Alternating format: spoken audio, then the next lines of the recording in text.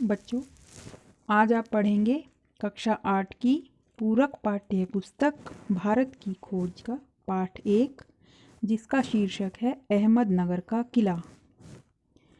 अहमदनगर किले में बंदी जीवन बिताते हुए 13 अप्रैल 1944 को जवाहरलाल नेहरू ने अपने विचार प्रस्तुत किए हैं। वे इस प्रकार हैं। यह उनकी 9वीं जेल यात्रा थी। 20 महीनों से भी अधिक समय से वे यहाँ बंदी थे।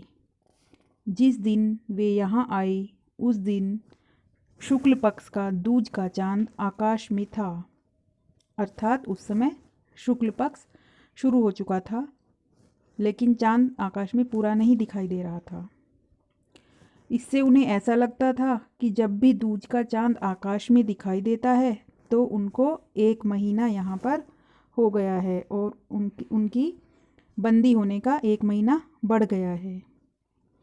साथ ही उन्हें यह भी एहसास दिलाता है कि वह नेहरू जी का साथी रहा है, क्योंकि जेल में उनका वहाँ पर कोई और साथी तो था नहीं, तो वे चांद को देखते रहते थे और उसी के साथ उनका समय आगे का बढ़ता रहता था।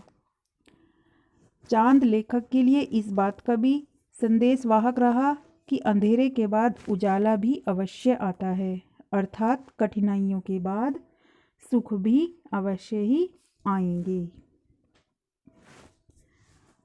इसमें अगला शीर्षक है अतीत का भार। अतीत का भार, इसका अर्थ है जो उन्होंने पुराने समय में कठिन समय बिताया, वे उसके बारे में बता रहे हैं। नेहरू जी बताते हैं इसमें कि उनको बागवानी का बहुत शौक था।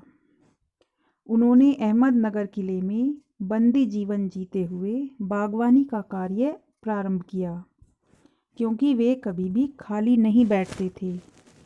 प्रतिदिन कई कई घंटे तपती हुई धूप में फूलों की क्यारियां बनाते।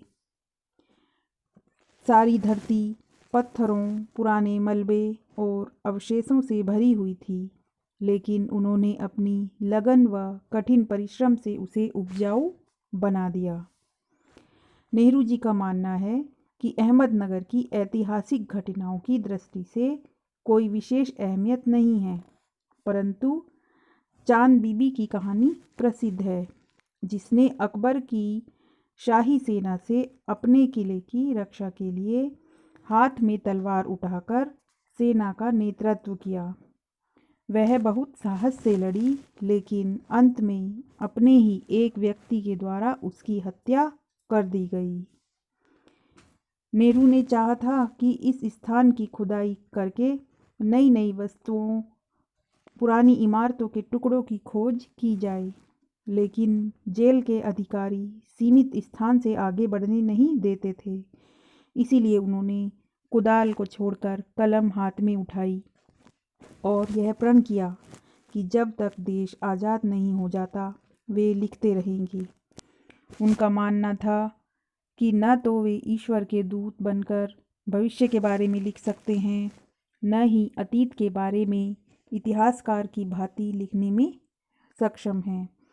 वे तो केवल वर्तमान विचारों का अतीत के विचारों व क्रियाकलापों के साथ संबंध स्थापित करके उसके बारे में ही लिख सकते हैं।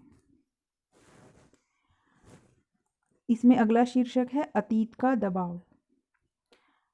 मनुष्य के मस्तिष्क पर सभ्यता और संस्कृति की जो छाप रहती है, उसका दबाव उसे अच्छे और बुरे दोनों रूपों में प्रभावित करता है।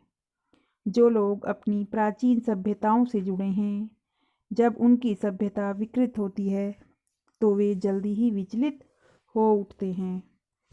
नेहरू जी सोचा करते थे कि आखिर उनकी विरासत क्या है, वे किन बातों के उत्तराधिकारी हैं। मानवता ने जिसे हजारों सालों में हासिल किया, उसकी विजय का उल्लास, पराजय की दुखद यंत्रणा, मानव के हैरत अंगेज साहसिक कार्य जो सभी को आकर्षित करते हैं, इन सब के वे वारिस हैं। इसके साथ ही उन सभी के भी जिनमें पूरी मानवता की साझेदारी है। भारतीयों की विरासत में एक खास बात है जो हमारे रक्त, मांस और अस्थियों में समाई है, जिससे हमारा वर्तमान रूप बना है। इसी विशिष्ट विरासत का विचार जो लंबे समय से उनके मन में घर किए हुए है, वे उसी पर लिखना चाहते थे।